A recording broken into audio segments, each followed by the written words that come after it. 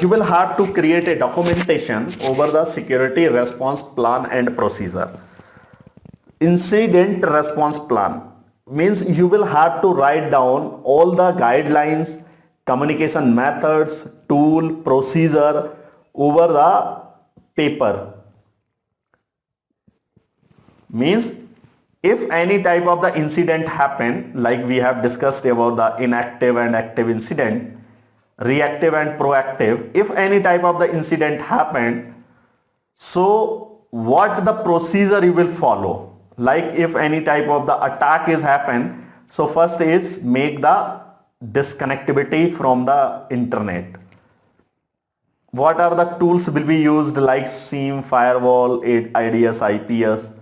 What the communication methods means, if your landline is not working, or you cannot use the email communication, because there is a possibilities your email communication also compromised.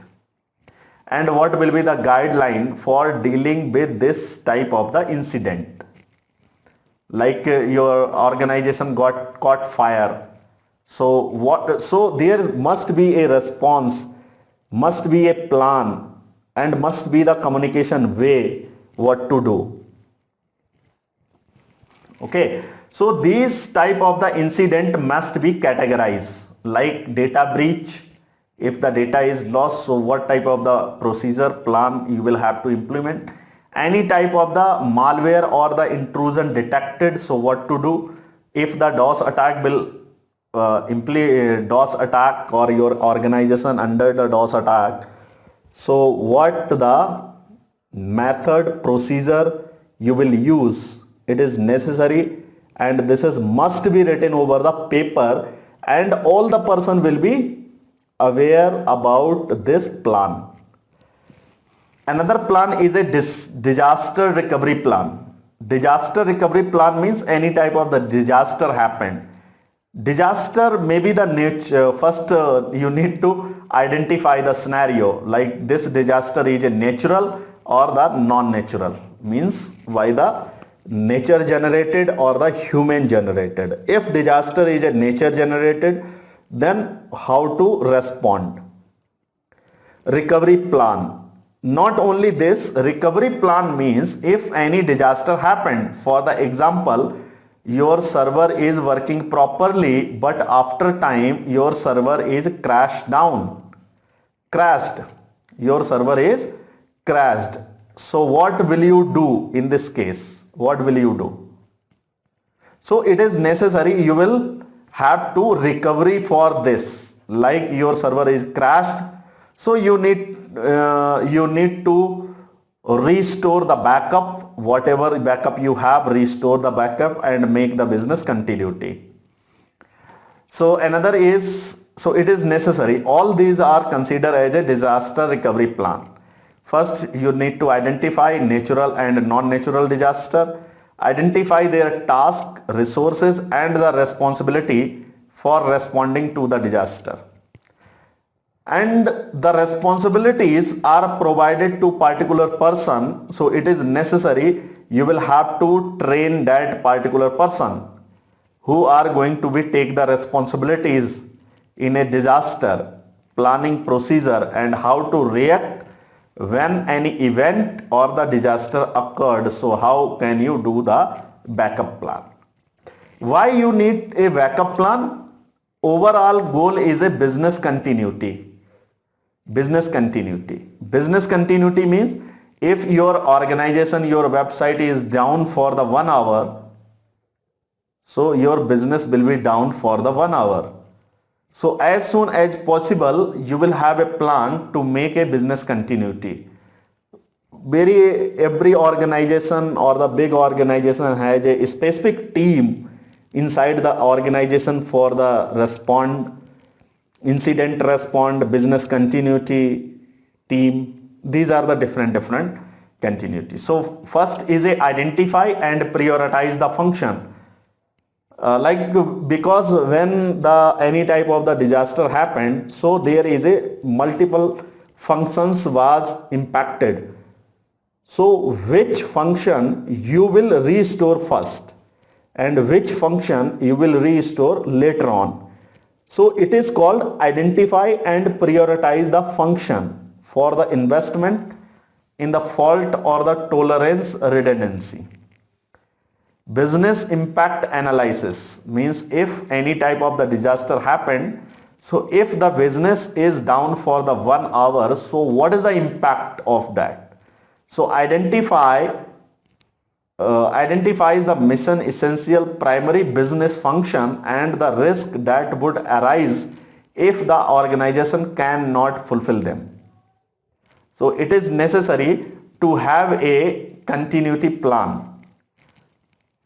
So there is a IT contingency planning or IT service continuity planning.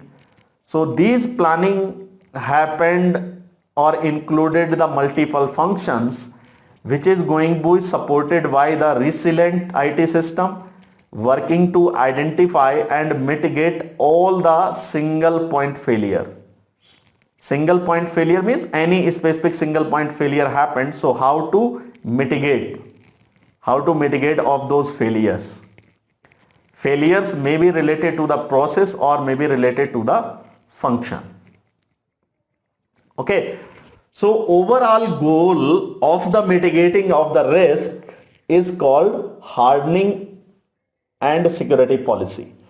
Means like there is a possibilities to be attack on the system, Linux system or on the Windows system. So how you are going to be hard them, make the hardening, enhancing the security. So enhancing security is a good, but when the new person is hired or new person onboarded, so new person don't know which type of the security and hardening I need to do. So you will have to create a documentation for the hardening and security policies. Okay. So there is some security policies need a technical, but there is also some policies which be implemented or led by the human or HR. What is the work of the HR? Make the communication with the new employee, hiring of the new employee. So hiring of the new employee is known as a onboarding, and offboarding means when someone going to be out of your organization or leaving the job or resign the job, or maybe you fired the person. So onboarding and offboarding, two types of the process happened at the time of with the employees. So onboarding means welcoming new employee in the organization. So once the new person will be hired, it is necessary to check their background. They are criminal background or they are non-criminal background.